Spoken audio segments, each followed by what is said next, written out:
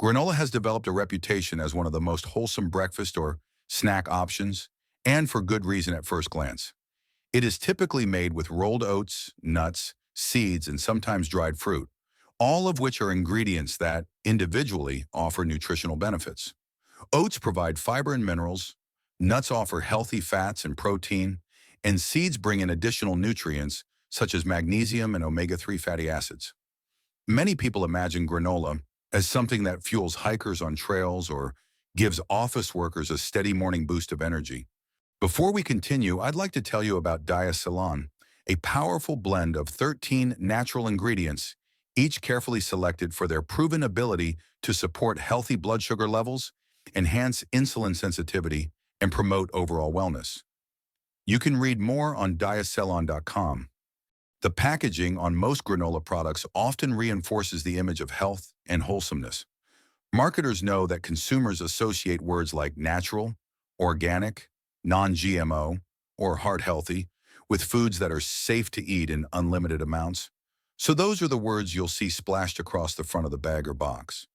Sometimes the packaging even shows images of fresh fruit, mountains, or fields of oats, all designed to make you feel as though you're eating something directly connected to nature. The implication is that granola is a clean, energizing, and guilt-free choice, a far better option than processed snacks or sugary cereals. But when we move past the advertising and actually examine what really happens inside the body after even a single spoonful of granola, the story becomes far more complicated. The reality is that granola, despite its healthy appearance, often behaves very similarly to sweetened desserts in terms of blood sugar impact. What looks like a simple crunchy topping for your yogurt or a handful of snack mix can set off internal processes that are surprisingly intense. That single spoonful is enough to trigger a cascade of digestive and hormonal responses. Enzymes breaking down starches and sugars, glucose rushing into the bloodstream, insulin being released in response, and blood sugar levels rising in ways you might not expect from a so-called health food. This isn't just about energy in the short term, it's about how those responses, if repeated day after day, contribute to the bigger picture of health. Elevated blood sugar, overworked insulin production, and the constant cycle of highs and lows all add up over time, influencing not just diabetes risk, but also weight management, cardiovascular health, and overall metabolic balance. This is why it's so crucial to understand the physiology behind that one small bite of granola. It helps us see through the health halo created by marketing and recognize the real metabolic consequences hiding beneath the crunchy texture and sweet taste. From the moment granola enters your mouth, a whole cascade of digestive processes kicks off. Processes you probably never notice, but that play a big role in how your blood sugar responds. First, in your mouth, saliva carries enzymes like amylase, which begin breaking down the starches in the oats into smaller sugar molecules. As you chew, your teeth mechanically grind the granola, crushing the oats and nuts, breaking cell walls, mixing in saliva. This all increases the surface area where enzymes can act, making the starches and any sugars more accessible for digestion. Once you swallow, the granola moves down your esophagus into the stomach, where gastric acids and more enzymes further denature proteins and disrupt the food matrix. But not much sugar absorption happens there. The real heavy lifting occurs in the small intestine, where digestive enzymes break down remaining starches, sugars, and other carbohydrates into monosaccharides, basically glucose, that can pass through the lining of your gut into your bloodstream. Oats by themselves are what we call complex carbohydrates. They have fiber, some natural structure, and they take longer to break down than pure sugar or simple carbs. If you ate plain, unprocessed oats, the rise in blood sugar would be more gradual. But granola, especially store-bought varieties, frequently includes added sweeteners, honey, maple syrup, brown sugar, agave nectar, or syrups, which are applied before or during baking.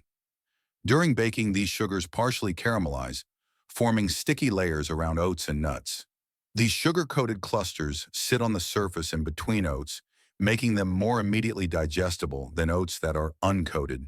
The coating both bypasses some of the resistance offered by the oat structure and creates zones where moisture and digestive enzymes can quickly access the sugars. Although oats contain fiber, which normally slows digestion and the absorption of glucose, the effect is only somewhat mitigated, not eliminated. Because of this, what seems like a simple, innocent spoonful of granola may in fact deliver a substantial amount of sugar into your bloodstream within just a few minutes. Even a small bite may carry several grams of both intrinsic sugars, from oats or dried fruit, and added sugars from syrups or sweeteners, which can be rapidly digested once chewing and moisture break down the protective structures. For someone with diabetes, this single rise in glucose isn't just a minor blip. It can push blood sugar into elevated ranges or even hyperglycemia much more quickly than expected.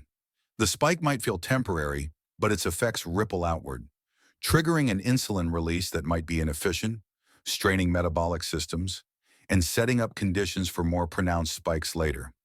In short, that one spoonful, though it looks small, starts a chain reaction, digestion, absorption, glucose surge, that your body has to respond to, and for someone with impaired insulin sensitivity, that response is less effective and more stressful.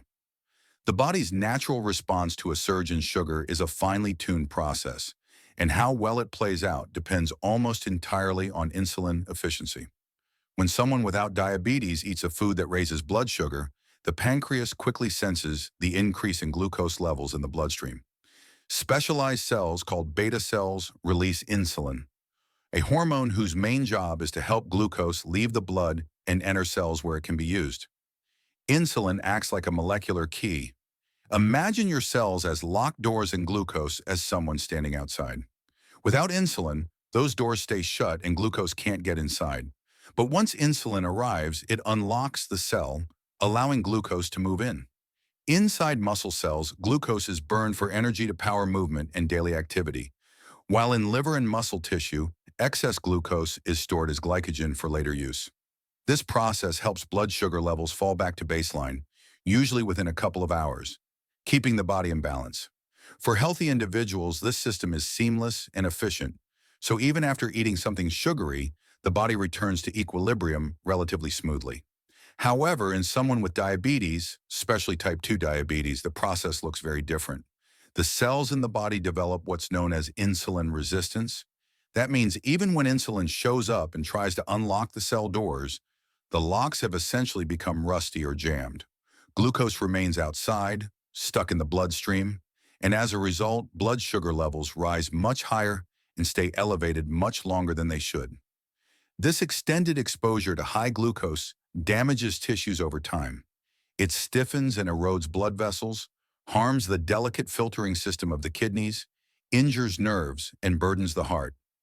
Every spike, even small ones, contributes to this gradual wear and tear. The pancreas, in an attempt to overcome the resistance, often pumps out more and more insulin, trying desperately to shove glucose into resistant cells. For a while, this overproduction may help keep blood sugar somewhat under control, but the beta cells of the pancreas eventually begin to tire and fail from the constant overwork. When that happens, blood sugar regulation worsens dramatically and diabetes progresses. This is why even a spoonful of granola is not just small for someone managing diabetes.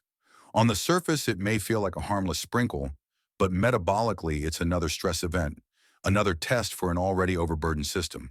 That tiny spoonful contributes to the steady drip of glucose spikes that, over weeks and months, add up to chronic strain.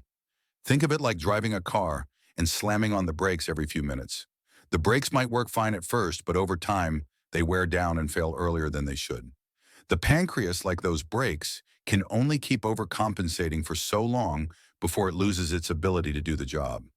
With every surge in blood sugar triggered by something as simple as sweetened granola, the cycle of insulin resistance deepens, and the risk of long-term complications grows. For someone with diabetes, it's not just about avoiding big desserts or sodas. It's about recognizing that even small choices, repeated often enough, have cumulative effects that seriously shape the course of their health.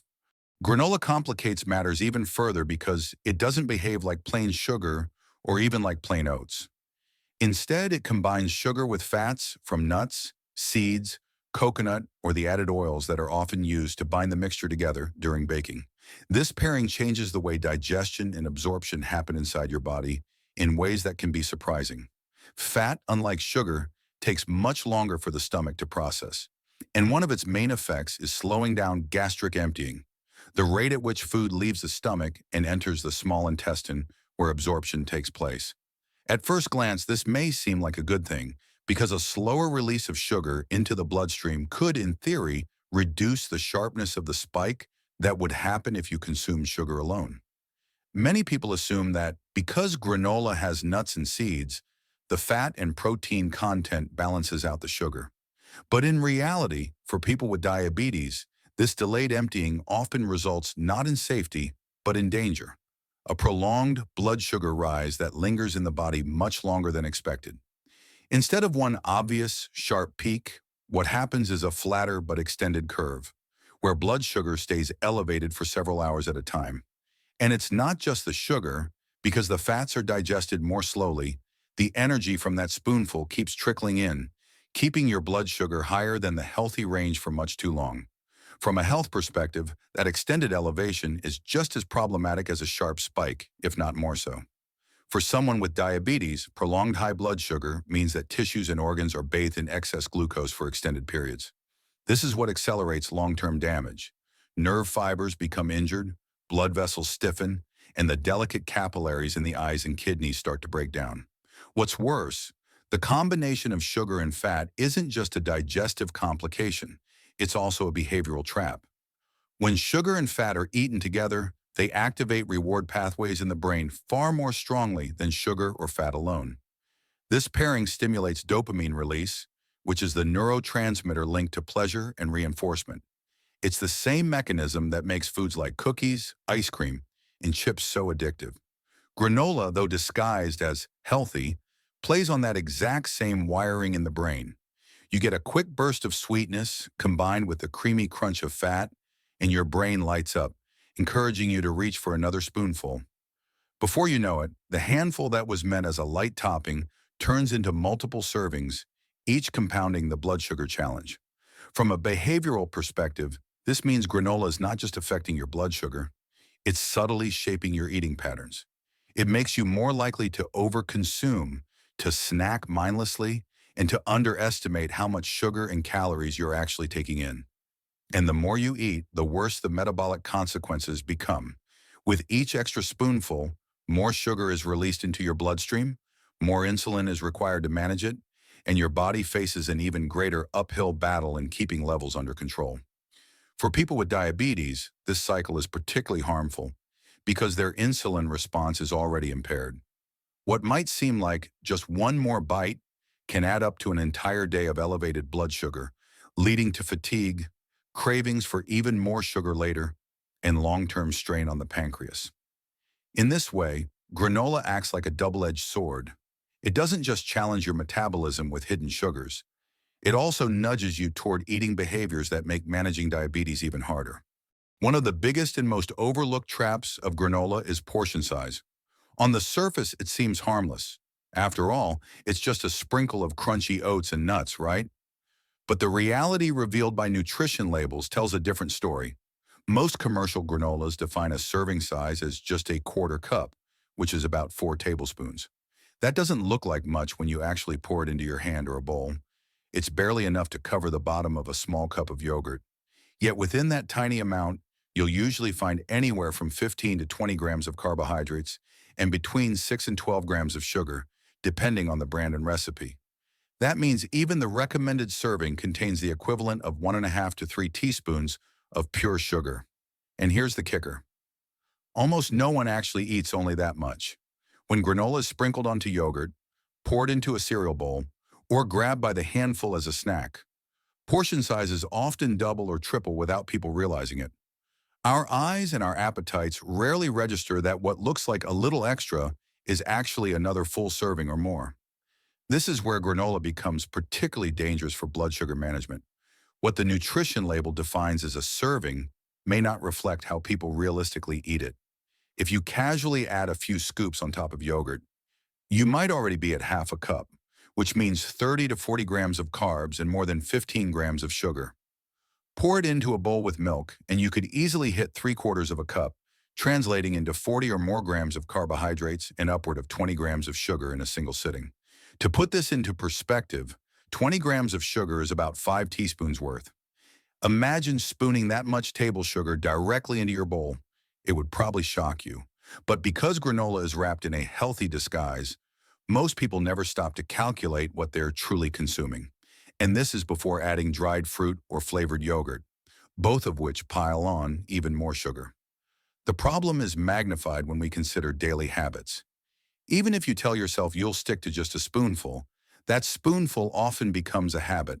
A little in the morning with yogurt, another handful as a quick afternoon snack, and maybe another sprinkle at night on top of fruit. Each of these small choices adds up, and suddenly your blood sugar is being nudged upward again and again throughout the entire day. For someone with diabetes, this pattern is extremely damaging because the body never really gets a break. Instead of blood sugar returning to baseline between meals, it stays in a constant state of elevation. That prolonged exposure to glucose wears on the blood vessels, nerves, kidneys, and heart, accelerating the progression of complications. What feels like harmless snacking is, in reality, a series of stress events on the metabolic system that never lets it recover. Over weeks and months, this adds up to a body that is constantly under pressure, making diabetes management much harder than it needs to be. What granola is paired with has a powerful influence on how it affects your body, particularly your blood sugar. If you eat a spoonful of granola plain, straight out of the bag, your blood sugar will rise quickly and noticeably because the sugars and starches are rapidly digested without much else to slow them down. This immediate surge is very similar to what happens when you eat other quick-digesting carbs like crackers or candy, even though granola has a much healthier image. But when you combine that same spoonful of granola with foods that are high in protein and fat, the way your body processes it begins to shift. For instance, if you sprinkle granola on top of plain Greek yogurt, the protein in the yogurt helps slow digestion, while its fat content delays the emptying of food from the stomach. Similarly, if you mix granola with a spoonful of almond or peanut butter, the healthy fats and protein in the nut butter act like a buffer, reducing the speed at which glucose enters the bloodstream. This is why nutritionists and doctors often encourage people, especially those with diabetes, to pair carbohydrates with protein and fat. It's one of the most effective strategies for blunting blood sugar spikes and preventing extreme highs and lows. However, it's critical to understand that pairing granola with protein or fat doesn't make the sugar in it magically disappear. The glucose is still there, baked into the clusters, waiting to be digested. The buffering effect simply slows down the absorption process, turning a sharp spike into more of a gradual rise. While that might sound like an improvement, and it can be in certain contexts, it also means the blood sugar elevation lasts longer, often hovering above the healthy range for hours. For someone managing diabetes, this extended rise can be just as problematic as a sharp peak because it prevents blood sugar from returning to baseline. In fact, many people are surprised when they test their blood sugar with a meter after eating just a little granola with yogurt. They expect the protein and fat to protect them fully, but the numbers reveal otherwise. Blood sugar still climbs higher than expected, and it doesn't always come down quickly. This can leave someone puzzled, thinking they made a healthy choice, when in reality they've unknowingly kept their blood sugar elevated. This is why awareness and careful monitoring are so important. Granola, with its health halo and crunchy appeal, can easily trick you into believing it's a harmless sprinkle or a balanced topping, when in truth, even a small amount contributes to a larger pattern of blood sugar instability.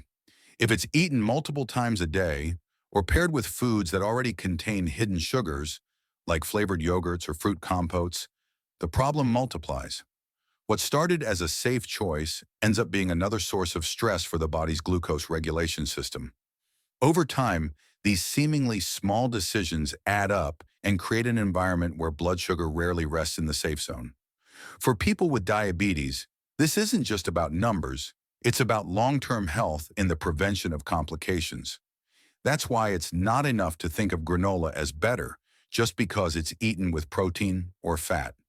It's still sugar-heavy, still capable of raising glucose, and still something that needs to be treated with caution and respect in a diabetes management plan. Dried fruit is another sneaky factor that transforms granola into something far more sugary than it looks on the surface. Many commercial granola mixes proudly advertise their inclusion of raisins, cranberries, cherries, blueberries, or chopped dates, promoting them as natural sweetness or antioxidant-rich additions. And yes, dried fruit does come from whole fruit, but the drying process fundamentally changes its nutritional profile. When fruit is dried, the water is removed, leaving behind a concentrated form of sugar that is far denser in both calories and glucose content than its fresh counterpart.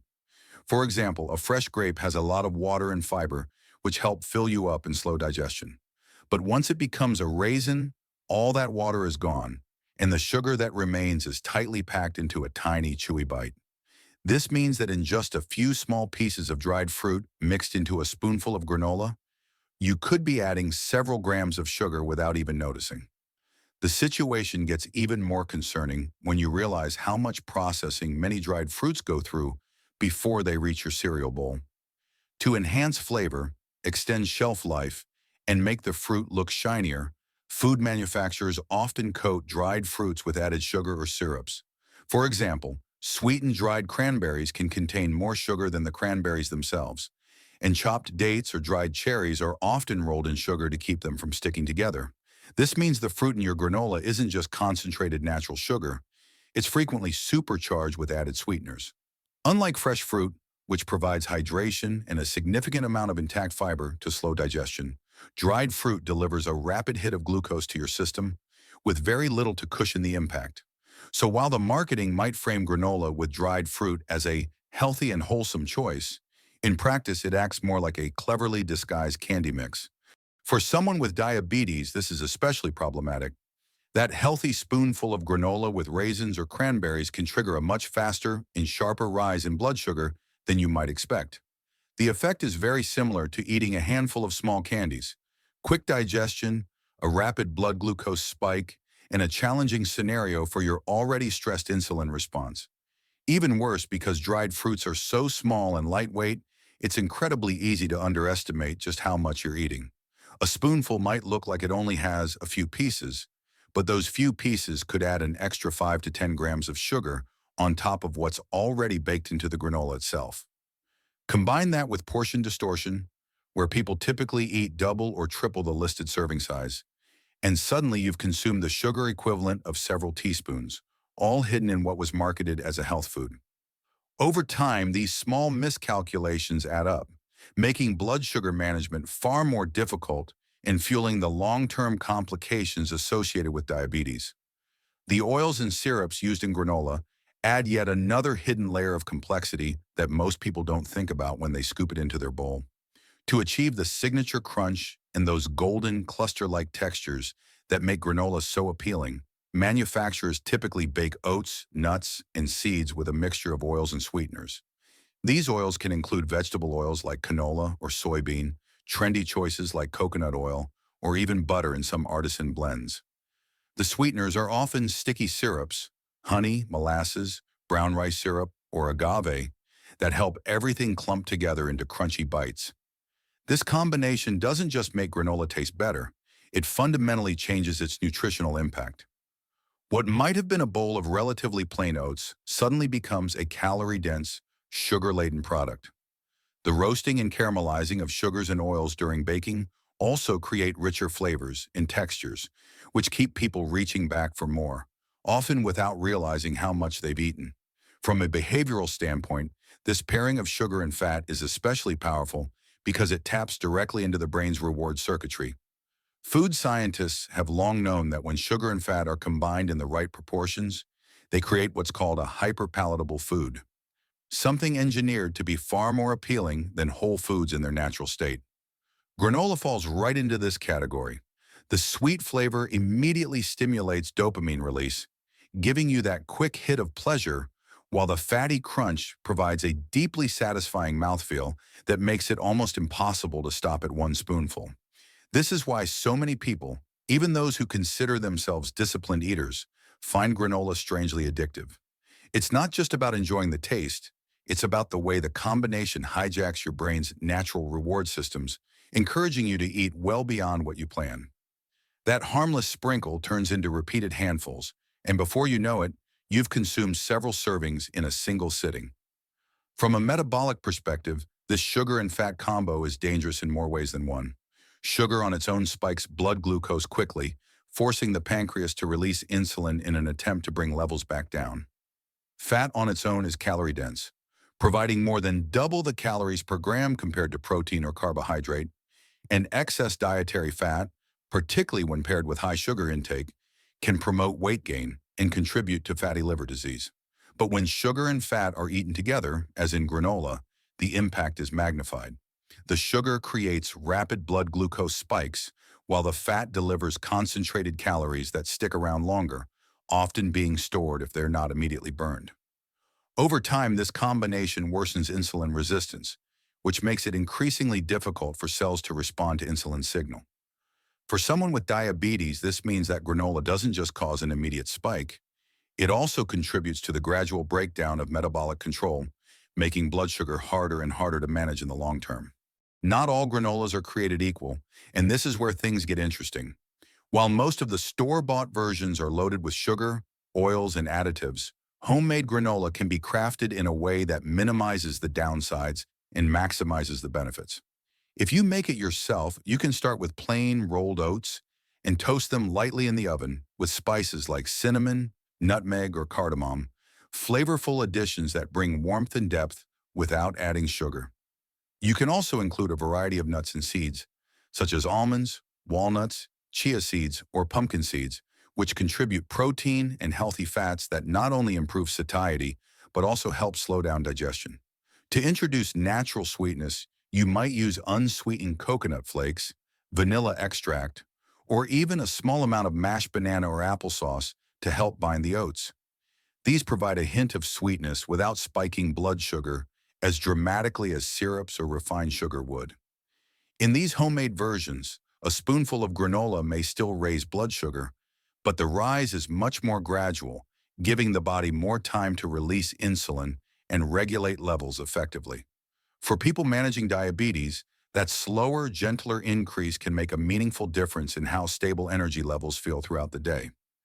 The challenge, however, lies in the fact that most commercial granolas, even those that look like healthier options with labels boasting natural, low sugar, or organic, still rely heavily on hidden sweeteners and processed oils to achieve the addictive crunch and sweetness people expect.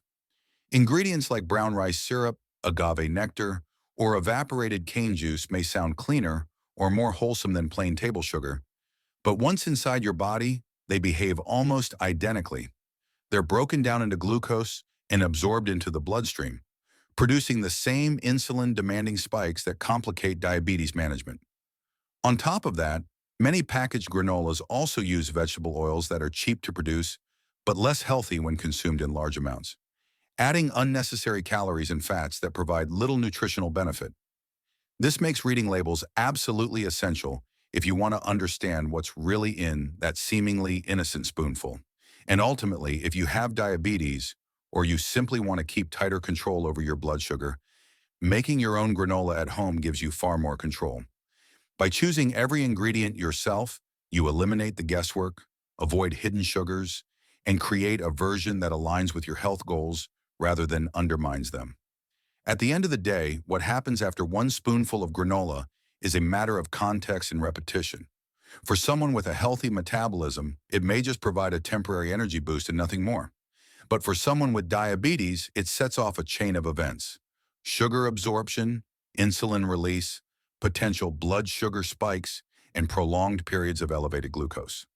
Over weeks, months, and years, these small daily spikes add up, contributing to insulin resistance, higher A1C levels, and long-term complications. This doesn't mean you must avoid granola completely, but it does mean mindfulness is necessary. Choosing low sugar or homemade options, sticking to very small portions, and always pairing granola with protein and fat can help soften the blow.